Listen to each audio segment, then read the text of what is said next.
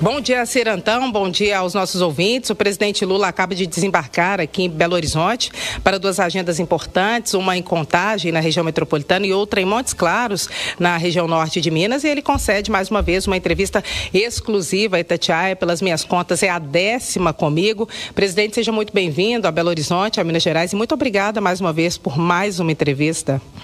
Edelino, primeiro é um prazer muito grande estar de volta a Minas Gerais. E segundo, está falando com a Rádio Itatiaia. E terceiro, está falando com você. Eu poderia fazer uma inversão, primeiro você, depois a Itatiaia, depois Minas Gerais. Você sabe que hoje eu tive uma novidade no avião, né? A hora que eu entrei no avião, eu mandei colocar a música Ó Minas Gerais, porque tinha muito mineiro no avião, para demonstrar o carinho e o respeito que eu tenho pelo estado de Minas Gerais. Eu acho que Minas Gerais é o estado que eu mais visitei na minha vida. Porque aqui, desde os anos 80, para construir o PT, depois para construir a CUT, depois para participar de tudo que é eleição municipal. Você sabe que hoje eu tive uma novidade no avião. Eu acho que pouca gente nesse país conhece Minas Gerais como eu conheço. Do Vale do Mucuri, do Vale do Carinho e o respeito que eu tenho pelo estado de Minas Gerais. Do norte de Minas Gerais. Eu acho que Minas Gerais é o estado que eu mais visitei na minha vida. Muito. Porque aqui, desde os anos 80, e alguns lugares para construir o PT, grande, sobretudo do Vale do Jequitinhonha. Eu tenho uma afinidade estadual. Como eu fui candidato muitas vezes, eu acho que pouca gente nesse país conhece Minas Gerais como eu conheço. Do Vale do Mucuri, do Vale do Jequitinhonha, sabe, do Vale do Rio Doce, do Vale do Aço, do norte de Minas Gerais, ou seja, lugares que eu viajei muito durante muito tempo, e alguns lugares que eu tenho uma paixão muito grande, sobretudo do Vale do Jequitinhonha. Eu tenho uma afinidade, acho que em algum momento da minha história, em alguma encarnação, eu nasci no Vale do Jequitinhonha. Pelo carinho que eu tenho, pela capacidade cultural daquele povo, pela capacidade de resistência. Então eu me sinto bem quando eu estou em Minas Gerais, acompanhado do senador Rodrigo Pacheco, do meu elito Alexandre Silveira, da nossa querida professora e ministra de Direito Humano Macaé, e do Rui Costa, que está tentando resolver os problemas da Casa Civil. Presidente, eu queria que o senhor detalhasse para nós e para quem está em casa entender, e quem assiste pelo YouTube da Itatiaia, quem assiste pela TV, estão presentes aqui junto com o presidente Lula, conforme ele disse, a ministra Macaé Evaristo, o ministro Alexandre Silveira e também o senador Rodrigo Pacheco, ex-presidente do Congresso Nacional, além do ministro Rui Costa. Eu queria que o senhor detalhasse como que vai ser essa agenda em Minas Gerais e qual é o anúncio mais importante ou quais são os mais importantes que o senhor vai fazer por aqui. A 6ª vez que o senhor visita Minas Gerais e vem mais uma vez na semana que vem, só em 2025. Veja, Minas Gerais é o segundo estado mais importante do ponto de vista econômico, do ponto de vista populacional. E Minas Gerais, do ponto de vista político, o povo mineiro é o povo que tem mais expertise nesse mundo de fazer política. Então tudo passa por Minas Gerais, porque Minas Gerais não é só Minas Gerais, é Minas Gerais baiana, é Minas Gerais Goiânia, é Minas Gerais de São Paulo, é Minas Gerais do norte, do nordeste brasileiro, é Minas Gerais de Belo Horizonte, é Minas Gerais do Vale do Aço, ou seja, tem várias características de Minas Gerais. Então, e depois Minas Gerais tem uma coisa fantástica que é a culinária de Minas Gerais. Quem nunca comeu um franguinho com quiabo feito numa estrada de Minas Gerais, feita num fogão de lenha, não sabe o que é comer um franguinho com quiabo. Ou seja, então, eu acho que Minas Gerais é essa coisa fantástica. Eu vim aqui anunciar, sabe, o PAC Mobilidade. Nós vamos anunciar um PAC que é um investimento de 9 bilhões, 600 e poucos milhões de reais para todo o Brasil. E para Minas Gerais eu vim anunciar neste instante 1 bilhão de reais para o metrô de Belo Horizonte. 1 bilhão de reais para ligar 3 estações. A estação do Parque São João e Beatriz, a partir da estação Novo Eldorado, que já está em construção. E a semana que vem eu venho aqui lançar o Gás do Povo, e veio lançar aqui, fazer uma assinatura de 456 milhões de reais para que a gente possa favorecer o transporte elétrico aqui em Minas Gerais, comprar novos ônibus e também para consertar 64 quilômetros de faixas exclusivas para transporte coletivo aqui em Belo Horizonte. Então, em Belo Horizonte eu vou vir, espero encontrar com o prefeito, com os vereadores, mas hoje é isso. E depois eu vou a Montes Claros inaugurar a Agripark, que é uma empresa que está incentivando pequenos produtores a plantarem muda de macaúba que vai ter um investimento total de quase 3 bilhões de reais para fazer investimento em biocombustíveis. Então, essas duas coisas eu venho fazer hoje. Uma em Contagem e outra em Montes Claros. Em Contagem, a expansão do metrô já é algo muito esperado, muito pedido aqui em Belo Horizonte, na região metropolitana. Na avaliação do senhor, isso turbina a gestão de Marília Campos? E o senhor vê ela como uma possibilidade de vice para Rodrigo Pacheco numa candidatura ao governo de Minas? Olha, eu vejo Marília com possibilidade de qualquer coisa que ela quiser ser. Se ela quiser ser vice, se ela topar ser vice, seria uma chapa imbatível. Imbatível. Como eu tenho certeza que nós vamos ganhar o Estado de Minas Gerais com o Pacheco, ele sabe disso, ele sabe o que eu penso, é só ele se dispor a ser candidato. Se ele for candidato, ele será o futuro governador de Minas Gerais. Tem um prazo final para essa definição? O que o senhor espera, presidente? Olha, eu espero que dentro de poucos dias a gente tenha essa definição. Ainda em setembro? Porque eu tenho dito ao senador que seria uma chapa imbatível. Imbatível. Como eu tenho certeza que nós vamos ganhar o Estado de Minas Gerais com o Pacheco, ele sabe disso, ele sabe o que eu penso, é só ele se dispor a ser candidato. Se ele for candidato, ele será o futuro governador de Minas Gerais. Tem um prazo final para essa definição? O que o senhor espera, presidente? Olha, eu espero que dentro de poucos dias a gente tenha essa definição. Ainda em setembro? Porque eu tenho dito ao senador Pacheco que é o seguinte, campanha a gente começa a gostar quando ela começa. Eu conheço os outros candidatos, eu ouço falar dos outros candidatos, eu vejo notícias dos outros candidatos, mas nenhum pode ser comparado à qualidade política do Pacheco. Portanto, se o Pacheco for candidato, depois do belíssimo trabalho que ele fez no Senado e como presidente do Senado, porque foi a coragem do Pacheco que garantiu a manutenção do processo democrático nesse país, foi a capacidade do Pacheco que permitiu que a gente pudesse organizar o acordo de uma dívida considerada impagável de 191 bilhões de reais feita pelo governo de Minas Gerais. O Pacheco é o companheiro que articulou. Tive o prazer de, junto com ele, começar a discutir esse acordo. E foi feito um acordo, dos quais parte dos juros que Minas Gerais não vai pagar, vai ter que ser transformado em políticas sociais, sobretudo na educação. O equivalente a quase 4 bilhões de reais vai ser investido em educação nesse país. Então, eu acho que o tempo do Pacheco está terminando, porque o povo já começa a pensar o que é que vai acontecer nesse país. Então eu falo para o Pacheco, obviamente que eu não quero forçar uma pessoa, um advogado da qualidade do Pacheco, com a experiência política dele, ser candidato. Acontece que eu acho que ele é, hoje, a figura política mais importante que o Estado de Minas Gerais tem. De todas as figuras públicas, ele é a mais importante. Ele só não será se não quiser. Se ele quiser, ele será. E com apoio de muitos partidos políticos. Então, eu acho que é uma coisa importante. Ele deve saber, ele sabe que eu gosto de Minas Gerais, ele sabe a importância que esse Estado tem do ponto de vista político, do ponto de vista cultural, do ponto de vista econômico, da ascendência política que Minas tem sobre o Brasil. Ele sabe de tudo isso. Afinal de contas, quando eu falo de Minas Gerais, eu falo de Minas Gerais, sabe, de Tiradentes, de Minas Gerais, do Tancredo, de Minas Gerais, do Betinho, do Enfio, sabe, de gente muito importante desse Estado. Não vou nem falar dos meus companheiros jogadores de futebol do Cruzeiro. Então, o senhor espera mas falo do Rinaldo do Atlético Mineiro. O senhor espera uma decisão ainda em setembro? Eu acho que ele tem que tomar a decisão, porque é importante, veja, quanto mais tempo demorar para tomar a decisão, mais os outros vão ganhando espaço. E o senhor tem plano B, caso o Pacheco não seja? Não, eu não tenho, porque eu não decido a política em Minas Gerais. Quem decide vai ser os partidos de Minas Gerais. Eu estou aqui apenas dando palpite. Eu estou apenas demonstrando um desejo meu, que eu gostaria que fosse aceito pelo Pacheco, porque pelo PT eu já sei que é aceito, mas vai depender dele.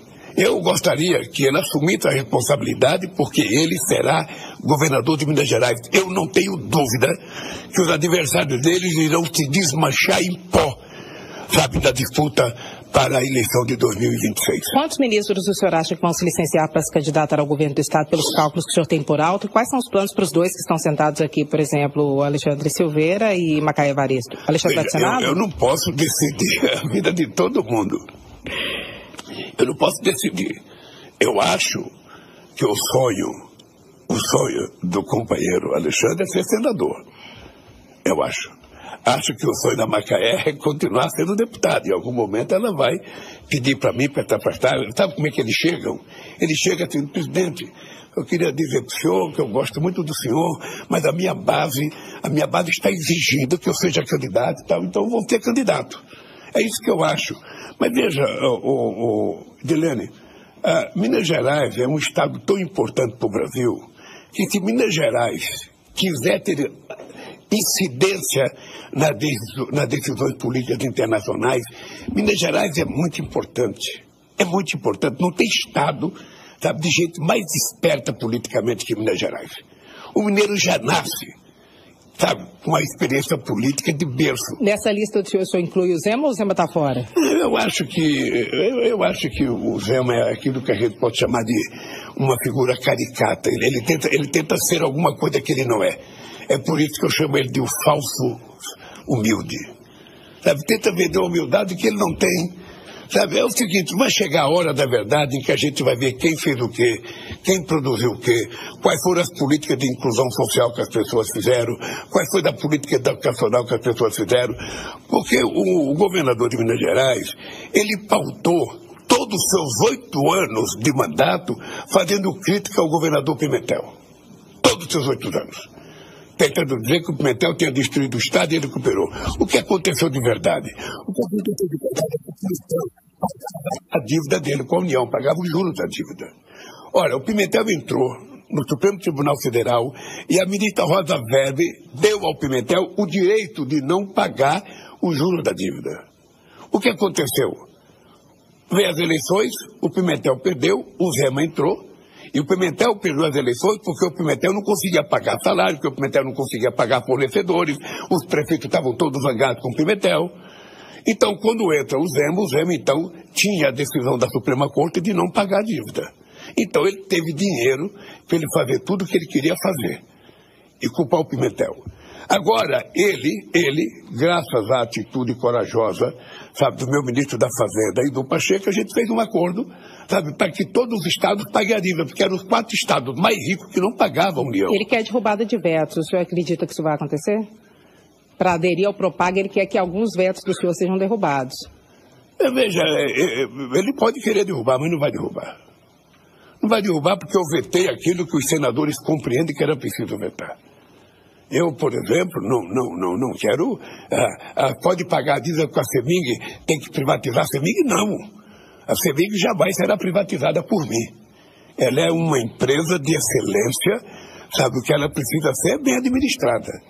Então, é o seguinte, vamos ver o que vai acontecer. Nós fizemos um acordo, a Assembleia Legislativa de Minas Gerais aprovou agora, recentemente, a conclusão do acordo, e nós estamos dispostos a fazer o que for melhor para Minas Gerais e o que for melhor para o Brasil. Como é que o senhor viu o lançamento da pré-candidatura do governador Romeu Zema? O senhor acha que ele vai ter fôlego? E ontem, depois da entrevista que o senhor deu, ele disse que o agiota vem aí cobrar a dívida se referindo ao senhor. Como é que o senhor reage a esse comentário e às críticas que o Zema tem frequentemente feito ao governo do senhor? Não, eu não reajo ao lançamento dele. Ou seja, ele pode ser candidato, ele tem mais de 35 anos de idade, é governador de Minas Gerais. Ele pode pleitear ser candidato a governador, a presidente da República. Eu não vejo nenhum problema nisso. Agora, ele sabe, se ele tiver 1% de honestidade dentro da cabeça dele, ele sabe que ele recebeu no meu governo mais dinheiro do que ele recebeu nos 4 anos do Bolsonaro e nos 4 anos do Temer. Ele sabe disso. Ele sabe disso. Então é o seguinte, eu cuidei de Minas quando o Aécio era governador do Estado. Eu cuidei de Minas nesse último mandato com o Zema. Só não tive o prazer de cuidar do Pimentel, porque se eu tivesse no presidente, o Pimentel teria sido reeleito presidente governador do Estado de Minas Gerais. Então, vamos à disputa. Quanto mais candidato tiver, melhor. Você sabe que o meu problema não é ter medo de candidato. Eu já disputei com o Ulisses Guimarães, com o Maluf, com Brizola, sabe, com tanta gente, com Aureliano Chaves, sabe, tanta gente importante. Ou seja, eu acho, Dilene, que é o seguinte, essas eleições para a presidente da República serão as eleições definitivas para esse país. Quem quer manter o Estado democrático de direito, quem quer manter o Estado efetivamente democrático, ou quem quer a implantação, sabe, de mentira nesse país. Aliás, por falar em mentira, você viu que um deputado, que eu não vou dizer o nome dele aqui, fez uma campanha contra uma mudança que a Receita Federal tentou fazer, que vai ter feito agora, porque naquele tempo a mudança era para combater o crime organizado. E nós agora vamos colocar Sintex, sabe, com apuração mais rígida, porque nós descobrimos que tem muita gente ligada ao crime organizado. E outro, nós fizemos a operação mais importante da história de 525 anos do Brasil. Para pegar, como disse o Haddad, no andar de cima. Porque, por enquanto, só ia no andar de baixo. Agora nós queremos saber quem é que efetivamente faz parte do crime organizado. Quem fizer, vai aparecer. E o senhor acha que isso pega político da direita? Porque o ex-presidente Jair Bolsonaro sempre faz uma relação entre o governo do senhor e o crime organizado. Isso é uma resposta? Eu acho que nós vamos ver quem é que está no crime organizado. Você veja, eu não sou de fazer ufanismo, eu não sou de ficar me afando, nós vamos fazer, não. Quem vai fazer é a Polícia Federal, organizada pelo Ministério da Justiça. Nós trabalhamos em conjunto com o Ministério Público de São Paulo nessa operação. E tem que ser assim para a gente poder fazer valer a força da polícia e a força da justiça. E é isso que o povo espera de nós. Então é o seguinte, a gente vai mostrar a cara de quem faz parte do crime organizado nesse país. E o senhor acha que pode... E o ex-presidente que tome cuidado. O senhor acha que isso pode, por exemplo, culminar na abertura de alguma CPI ou algo do tipo? O senhor acha que há componentes do Congresso Nacional envolvidos no crime organizado? Olha, deixa eu falar uma coisa. Eu não sei, o crime organizado hoje é uma coisa muito sofisticada. Porque ele está na política, está no futebol, está na justiça, ele está em tudo quanto é lugar. Está em tudo, é um braço internacional muito poderoso. Tem relações, sabe, com o mundo inteiro. É uma verdadeira multinacional. Então eles estão em todos os lugares. Acho que não tem lugar. Obviamente que é muito investimento inteligente para você começar a descobrir essas coisas. Mas nós vamos chegar lá. Mas eu estava te falando uma coisa. Tem um deputado que fez uma campanha, sabe, contra as mudanças que a Receita Federal propôs, e agora está provado que o que ele estava fazendo era defender o crime organizado. E nós não vamos dar trégua para o crime organizado. Nós não vamos dar trégua. Ou seja, o que aconteceu ontem foi muito importante, eu acho que vai facilitar a aprovação, sabe, da PEC no Congresso Nacional.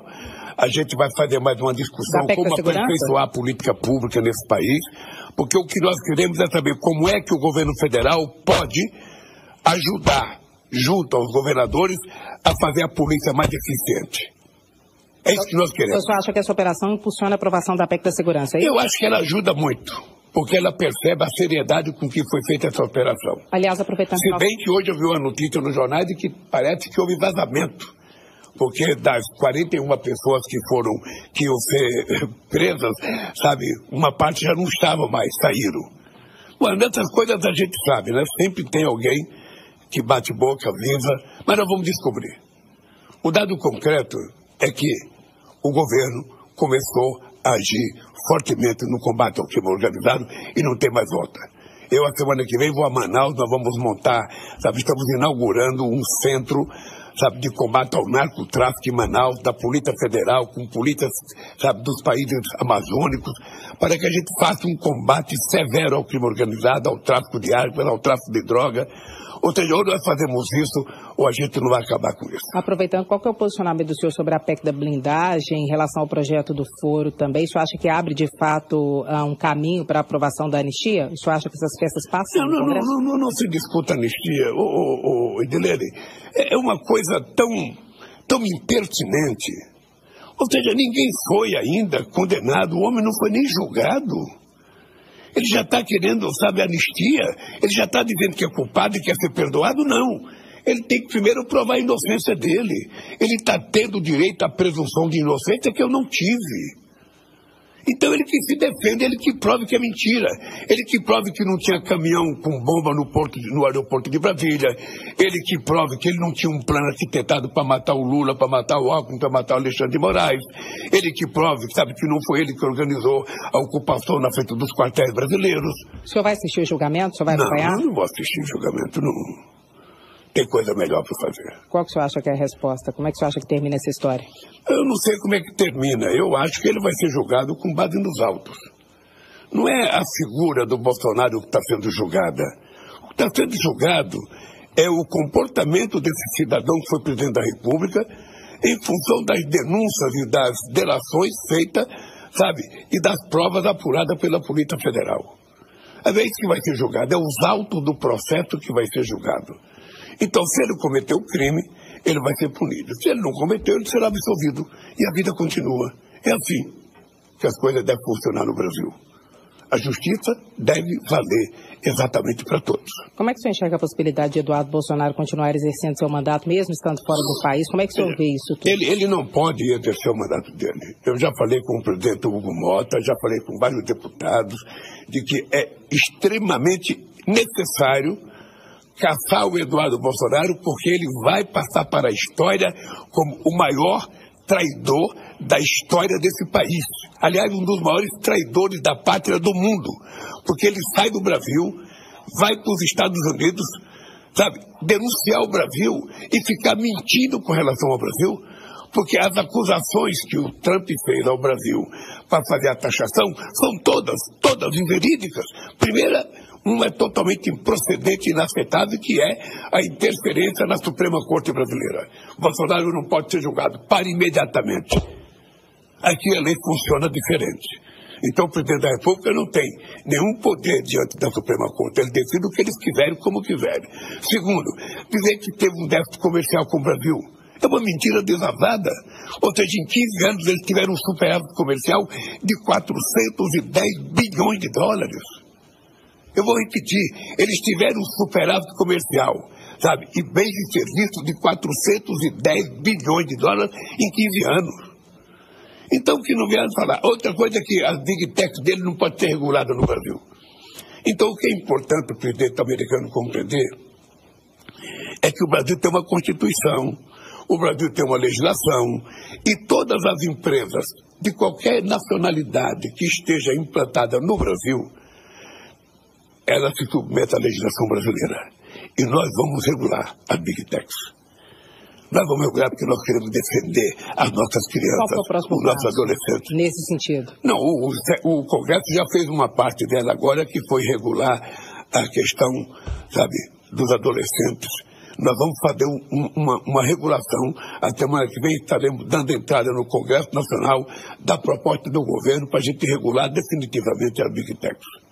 Agora, presidente, aproveitando que nós entramos na questão do tarifaço, o senhor acabou de autorizar a aplicação da lei da reciprocidade. Já tem uma lista de quais são os setores que podem entrar nessa aplicação? Isso é um processo, Edilene, que é um pouco demorado. Sabe? Eu não tenho pressa de fazer de fazer qualquer coisa com a reciprocidade contra os Estados Unidos. Mas por que o senhor tomou essa medida agora? Eu tomei a medida porque nós temos que andar o processo. Se você for tentar andar na forma, sabe, que todas as leis exigem, o comportamento da Organização Mundial do Comércio, o comportamento das regras, você vai demorar um ano. Então nós temos que começar, nós já entramos com um processo na Organização Mundial do Comércio. Então nós temos que dizer para os Estados Unidos que nós também temos coisa para fazer contra os Estados Unidos. Mas eu não tenho pressa, porque eu quero negociar. Ô Edilene, eu coloquei nada mais, nada menos que o meu vice-presidente Geraldo Alckmin, meu ministro da Fazenda, Fernando Haddad, e meu ministro do Comércio, meu ministro de Relações Exteriores, Mauro Vieira, para serem negociadores com os Estados Unidos. Até agora nós não conseguimos falar com ninguém. Esses dias o Haddad tinha marcado um telefonema com o secretário do Tesouro, ele disse que não podia, apareceu na foto reunido com o Eduardo Bolsonaro. Então eles não estão dispostos a negociar. O que eu disse? O seguinte, se o Trump quiser negociar, o Lula e a paz e amor está de volta. Eu não quero guerra com os Estados Unidos. Eu quero negociar. Eu quero a verdade em cima da mesa. E eu quero que seja justo, porque, veja, mais de 73% dos produtos americanos que entram aqui não pagam imposto. Dos 10 mais importantes, 8 são zerados. Dos 10 mais importantes, 8 são zerados. E a média de que eles pagam imposto é 2,7% que eles pagam de imposto. É quase nada. É quase nada. Então, se tem uma coisa que os americanos não podem reclamar, sabe, da relação comercial com o Brasil. Ela é vantajosa para os Estados Unidos. O senhor falou que se não fosse a lei de reciprocidade, demoraria mais ou menos um ano para ter qualquer tipo de solução. Em quanto tempo, se não houver negociação, o senhor acha que a lei da reciprocidade começa a ser aplicada? Vai depender de nós. O senhor acha que ainda nesse ano? Nós vamos avaliando. Eu, por enquanto, Edilene, eu quero deixar claro, por enquanto, o Brasil está aberto às negociações com os Estados Unidos. Eu vou repetir. o Brasil está aberto às negociações com os Estados Unidos. O que está acontecendo de diferente é que o Brasil não precisa ficar de cabeça baixa dentro dos Estados Unidos. Você já tentou ligar para o Trump? Não tentei ligar. Se ligasse, não tentei ligar, porque... Se ele ligasse, o senhor falaria? Não, veja, eu não tenho nenhum problema de falar com quem quer que seja. Ele tem que dar um sinal de que ele quer negociar. Porque as pessoas falam, é para ligar para o Trump. Olha, se o secretário de Tesouro não falou com a Haddad, se o Alckmin não conseguiu falar com o cidadão do comércio, por que as pessoas acham que o telefone para o Trump ia resolver? Tem alguma possibilidade de o senhor ter algum encontro com ele na viagem do senhor para os Estados Unidos, para a Assembleia Geral da ONU? Olha, vai depender dele. Vai depender dele, porque eu vou estar no mesmo espaço que ele. Olha que eu entrar na ONU, eu sou o primeiro a falar. Eu entro, fico aguardando o Chico, que nem eu fiz aqui com você. Fico sentado aguardando você começar o programa. Lá eu fico aguardando me chamar. Quando me chamarem, ele será o segundo orador. Ele pode chegar antes e conversar comigo. Ele pode não querer conversar comigo e chegar quando eu for falar. E quando eu sair, aí ele vai entrar para falar. A gente pode não conversar. Agora, o que eu estou dizendo para você é o seguinte: se o Trump quiser conversar, ou qualquer pessoa de relevância no governo americano quiser negociar sério com o Brasil, nós estaremos dispostos a negociar 24 horas por dia. É assim que o Brasil pratica. É por isso, querida Edilene, que nesses 2 anos e meio nós abrimos 402 novos mercados para os produtos brasileiros. Sabe, então, eu estou muito tranquilo. Sabe, se os Estados Unidos não quiserem comprar, vamos procurar outro mercado. Eu não vou ficar chorando leite derramado. Sabe, se o leite caiu, sabe, eu vou procurar outra vaquinha para tirar mais leite. Então eu vou procurar outro país para negociar. Aliás, eu vou lhe contar, o Alckmin está no México agora, negociando.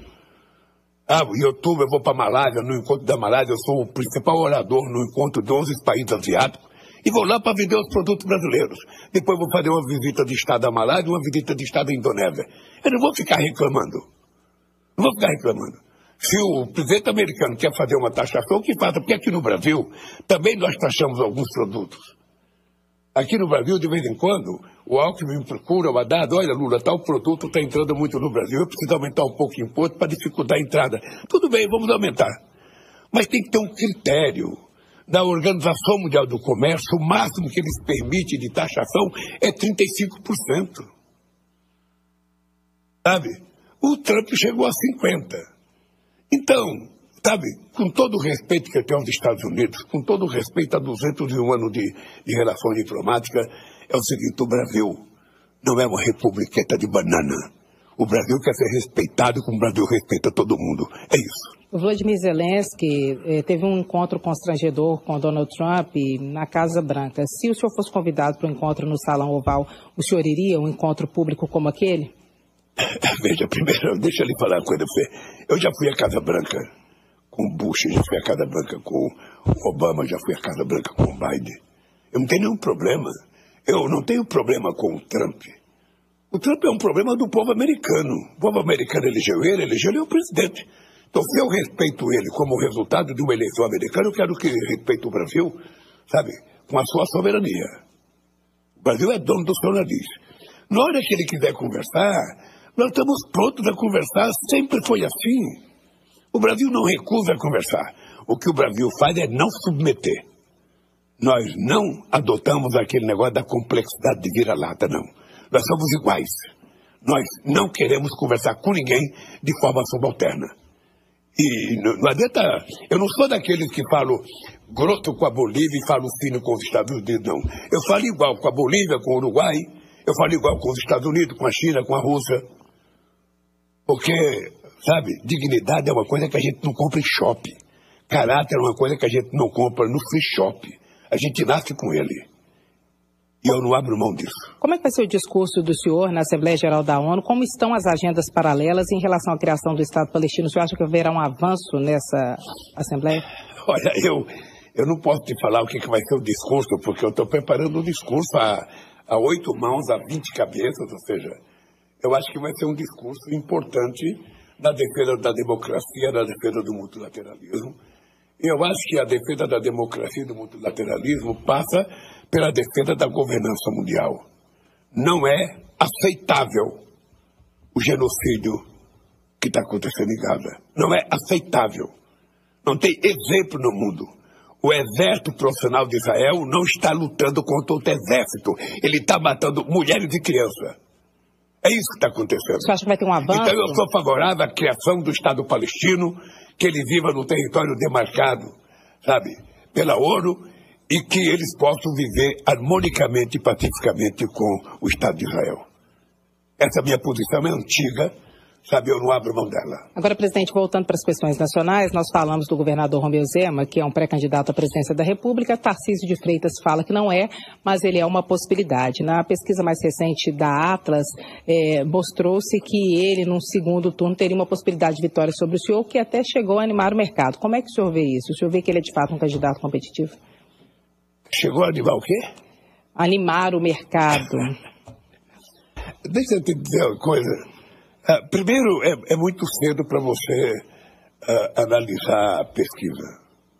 A história está cheia de gente que é eleito presidente o ano anterior e quando concorre às eleições não tem nenhum voto.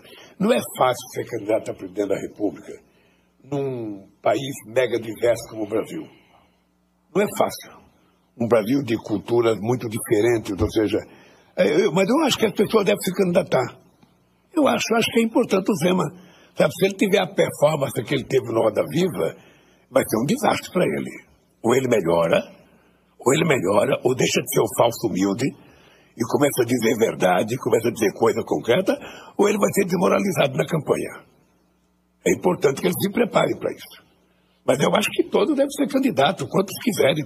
O Tarcísio quer ser candidato, o Zema quer ser, o Caiado quer ser, o Ratinho Júnior quer ser, não sei mais quem ser, não sei quem, sabe que ser todo mundo. Sabe? Ainda vai aparecer mais candidatos. Vai ser, quanto mais aparecer, melhor. O senhor acha que eles temem o ex-presidente Jair Bolsonaro, por isso alguns não se despontam, não apresentam candidatura? Como é que você acha que o Bolsonaro influencia nesse cenário para a direita? Olha, o Bolsonaro, nós temos que reconhecer que o Bolsonaro tem uma força no setor de extrema-direita muito forte. O Zema não seria nada sem o Bolsonaro. Então, eu acho que o Zema vai fazer o que o Bolsonaro quiser. E o Tarcísio também? Não, melhor, desculpa, não é o Zema, não. É o Tarcísio. Ele vai fazer o que o Bolsonaro quiser. Até porque sem o Bolsonaro ele não é nada. Ele sabe disso. E o senhor acha que o senhor consegue puxar o Kassab para uma aliança com o senhor e que ele vai ir numa candidatura alternativa como a do Tarcísio? Não tenho nada. A minha relação com o PSD é uma relação muito boa, muito sólida. Muito sólida, sabe? A minha relação com o Kassab é muito boa. Mas eu acho que é muito precipitado a gente querer definir o jogo fora do estádio. Vamos entrar em campo e vamos começar a decidir o jogo. Vai chegar o momento em que as coisas vão ser definidas, quem vai estar com quem. E aí nós vamos jogar. O que eu tenho dito para poder deixar as pessoas com tranquilidade? Eu, para ser candidato à reeleição, eu tenho que estar 100% com saúde. Eu tenho que estar com a minha cabeça muito boa, tenho que estar fisicamente bem. Então, se eu estiver como eu estou agora, na sua frente, eu não tenho dúvida que eu serei candidato. Mas o senhor tem um plano B se o senhor não for candidato? Não tem plano B, C, D, ou seja, o que não falta é candidato. Tem nomes, senhor? O que não falta tem nomes. Quem, por exemplo? Não, eu não posso citar, porque senão você vai dizer que o Lula está lançando alguém. Mas tem vários nomes dentro do PT e fora do PT. Sabe? O que não vai faltar é nomes. Agora, o que nós precisamos ter certeza é que é uma eleição difícil e que é uma eleição, sabe, que nós não podemos perder. Se eu for candidato, pode ter certeza que é para ganhar as eleições. Se eu anunciar minha candidatura, pode ter certeza que é para ganhar as eleições. Porque nós não temos condições de devolver esse país ao fascismo que governou durante os últimos anos, porque esse país foi semi-destruído. Então é preciso que a gente comece a reconstruir. Nós estamos vivendo um bom momento na economia brasileira. É muito interessante, Helena, a gente não esquecer. Depois que eu deixei a presidência em 2010, a economia não crescia mais de 3%. Só voltou a crescer acima de 3% quando eu voltei a presidente da República. Nós estamos com a inflação altamente controlada, uma inflação de 5%, com o país crescendo 3%, as pessoas podem até guardar dinheiro embaixo do colchão. Eu vivi nesse país com inflação 80% ao mês. Eu recebia meu salário, eu corria para comprar as coisas que não eram perecíveis, para ver se meu salário não desaparecia. Então nós estamos lá com a economia crescendo, a indústria crescendo, a construção civil vai crescer muito nesse país, o crédito cresceu como jamais cresceu na história desse país. Então as coisas vão acontecer, sabe? Nós voltamos agora, veja, nós criamos um programa com o Pé de Meia aqui, só em Minas Gerais tem quase 350 mil crianças recebendo o Pé de Meia, que é para garantir que as crianças não desistam da escola. Nós estamos fortalecendo a necessidade da escola de tempo integral. Aqui em Minas Gerais tinha 1.000 e poucos médicos, nós já colocamos mais, dobramos o número de médicos aqui em Minas Gerais. Ou seja, a gente não pode destruir esse país outra vez. Esse país precisa dar um salto de qualidade. Nós estamos vivendo esse mundo maluco, sabe, da transição energética, que o Brasil tem uma chance extraordinária de dar um salto de qualidade e se transformar num país de economia sólida. Eu sonho em levar o país para ser a sexta ou a quinta economia do mundo. Nós já levamos uma vez. Sabe, é só a gente acreditar e fazer com que a coisa aconteça. Nós passamos 2 anos reconstruindo esse país. 2 anos. As pessoas não podem esquecer que quando eu cheguei na presidência, a gente teve que fazer uma PEC da transição, porque a gente não tinha dinheiro para governar esse país. E graças à compreensão da Câmara e do Senado, a gente aprovou uma PEC da transição antes de eu tomar posse. Depois nós fizemos um arcabouço fiscal, também aprovado pelo Congresso Nacional, para a gente poder dar seriedade. E depois conseguimos aprovar uma coisa chamada reforma tributária, que há mais de 40 anos se desejava nesse país. Ela foi aprovada pelo Congresso Nacional. Então, nós depois de reconstruir esse país, agora estamos fazendo a colheita. Estamos fazendo a colheita de tudo que foi plantado. Nunca se fez tanta política de inclusão social. Nunca, nunca, nunca. Aliás, em apenas 2 anos e meio, tiramos 30 milhões de pessoas do mapa da fome outra vez. Esse país voltou a comer. Então, esse país voltou a comer, voltou a crescer, voltou a viajar. Você sabe que as viagens, os voos estão todos lotados, sabe, para dentro e para fora do país. A sociedade voltou a sorrir, porque a gente continuou fazendo com que os mais necessitados tivessem aprovação. Vamos agora voltar à isenção de imposto de renda para todas as pessoas que ganham até R$5 por mês. Fizemos um programa Luz do Povo, que é garantir que as pessoas que consomem até 80 kW não paguem nada de energia e até 120 paguem apenas uma parcela a diferença. Vamos lançar agora o Gás do Povo e depois vamos lançar ainda uma grande política de habitação nesse país. Vai ser a maior política de investimento na construção civil já feita na história desse país. Pode aguardar que você vai ver. E eu espero que você ajude a gente a colher. Para encerrar, presidente, num futuro mais distante na política brasileira, depois de 2030, o senhor enxerga um embate na presidência da República entre figuras como Nicolas Ferreira e João Campos, disputando a cadeira da presidência? Eu acho que são dois meninos, ou seja, sabe, é importante lembrar que quando eu comecei essa briga eu tinha 33 anos.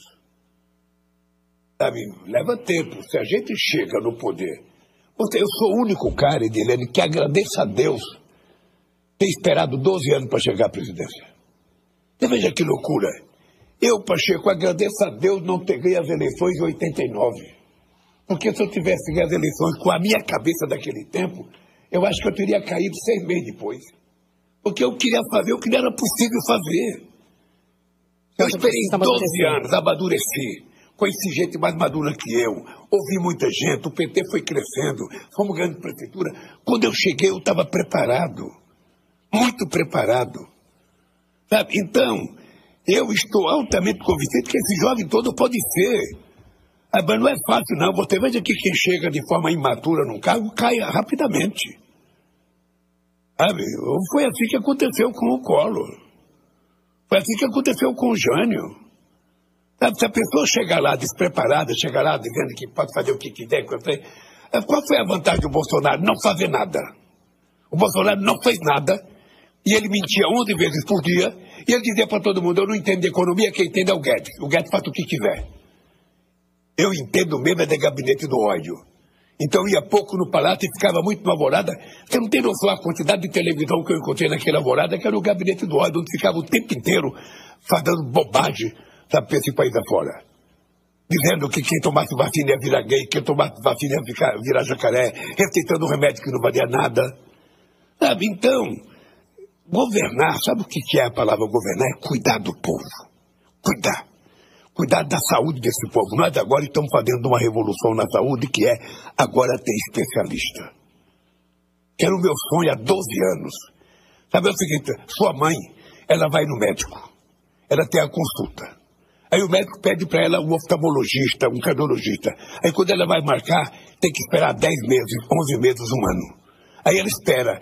Quando ela vai no especialista, ele vai pedir para ela fazer uma tomografia, uma ressonância magnética. Aí a moça vai lá, mais 12 meses, um ano. Ou seja, ela morre antes. Então, o que nós fizemos? Agora a pessoa vai na primeira consulta, tem que ser rapidamente. Em 30 dias ela tem que passar pelo segundo médico. E em 30 dias ela tem que ir para a máquina. Ou a gente faz isso, ou nunca o povo brasileiro vai ser atendido de forma decente. Por que o presidente da República pode ir no hospital e fazer o exame num dia em todas as máquinas e o povo pobre não pode? Se o senhor pudesse elencar 5, quais seriam as principais marcas do governo Lula 3.0? Eu acho que a minha marca é o seguinte, a marca que eu carrego, sabe, eu vou lembrar você das palavras que eu disse quando eu fui presidente da República em 2003, quando eu fui eleito.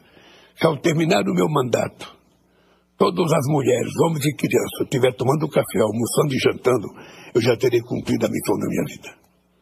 Agora, a minha marca vai ser o ProUni, a minha marca vai ser o FIES, a minha marca vai ser os Institutos Federais, a minha marca vai ser o combate à fome, a minha marca vai ser o Luz do Povo, a minha marca vai ser o gás, sabe, de graça para as pessoas mais pobres desse país. A minha marca vai ser a maior política de inclusão social da história desse país. Não há momento na história em que houve a política de inclusão social nesse país. Então, sabe, tem tantas marcas de coisas que eu não fiz sozinho, porque quem fez foram as pessoas que trabalham comigo, com a ajuda do Congresso Nacional, porque muita gente fala do Congresso. Eu só tenho 70 deputados em 513. Eu só tenho 9 senadores em 81. O senhor pretende aumentar? E nós aprovamos tudo que a gente queria. Porque eu não mando o projeto do meu interesse pessoal. Eu mando o projeto de interesse do país. Quem quiser votar contra, que vote. Eu, por exemplo, não tive nenhum problema de vetar o aumento de deputado. Eu achei a aprovação do aumento de deputado uma afronta à sociedade brasileira. Sabe? Então eu vetei. O Congresso pode derrubar o meu veto. Não tem nenhum problema, é um direito do Congresso. Mas eu acho que eu tinha que vetar. Então, sabe, a relação é perfeita. Eu não conhecia o Pacheco. Nunca tive ouvido falar do Pacheco. E hoje o Pacheco é uma pessoa que eu aprendi a gostar, a admirar. Tanto que eu estou querendo que ele seja meu governador de Minas Gerais. O Alexandre Silveira foi um companheiro que não foi o PSD que pediu para ele ser ministro. Eu é que pedi para o PSD deixar ele ser meu ministro. Sabe? Então, eu gosto de conviver com as pessoas da forma mais humana possível. Eu sou um homem tocado, eu acho que a relação humana ela é uma relação química. Se a gente não olhar, se a gente não tocar, a gente não sente isso. Eu sou assim. Portanto, eu quero terminar essa entrevista dizendo para você o seguinte, olha, se eu disputar as eleições, é para ganhar as eleições. Se o Pacheco for candidato aqui em Minas Gerais, é para ser governador do Estado. Nós temos que eleger senadores em todos os estados da federação, que é uma das minhas prioridades, eleger senador também.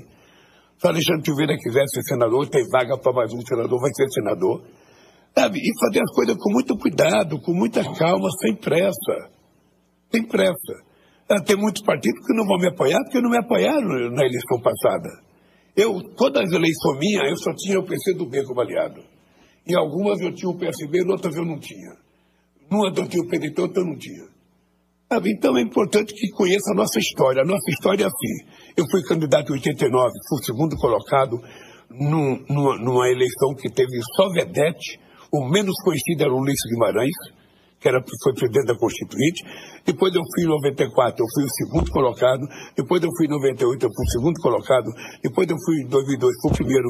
2006, o primeiro. 2010, o primeiro. 2014, o primeiro. 2018, o segundo. 2022, o primeiro. Eu estou preparado para ser o primeiro em 2026 outra vez. Preparado. É assim que eu vou fazer a coisa, conversando com o povo. Sabe? Porque eu quero te dizer, Dileno, eu quero é cuidar desse povo. Cuidar. Porque é isso que demonstra a soberania de um país. É a qualidade do sorriso da sociedade brasileira. Como você está sorrindo agora. É isso que eu quero no Brasil. Presidente, muito obrigada por mais essa entrevista. Eu queria aproveitar a oportunidade para fazer um convite para o senhor. No mês que vem, agora em setembro, a Itatiaia vai lançar o movimento Elos, que é para potencializar o desenvolvimento do Estado e para conectar vários setores produtivos, a indústria, a mineração, o agro, cidades, enfim, todos os setores produtivos. E a gente queria convidar o senhor para fazer a abertura no dia 22 de setembro. Se o senhor estiver aqui e puder, será um prazer, uma honra para nós. Olha, Edilene, dia 22, possivelmente eu tenho que estar na Ouro, porque eu falo dia 23. Mas se eu estiver aqui, pode ficar certo que eu participarei. Eu tenho que vir a Minas outra vez, porque eu venho na inauguração de uma mina da Vale. Eu vou vir na inauguração de uma mina da Vale. Junto com a vinda para o gás para todos na semana que vem? Não, vai ser mais uma vez. Vai ter acho que outro momento. Então o senhor vai completar a 8ª vinda a Minas Gerais. Eu venho a Minas Gerais quantas vezes? Eu só lamento não ter tempo de ir no Chapuri comer um frango preguento. Mas toda vez que o senhor vier, pode me dar entrevista. Posso, toda vez que eu vier. Se você quiser, eu peço para a Rádio Itatiaia mandar você viajar comigo e me entrevistar todo dia. Aí, gostei dessa ideia.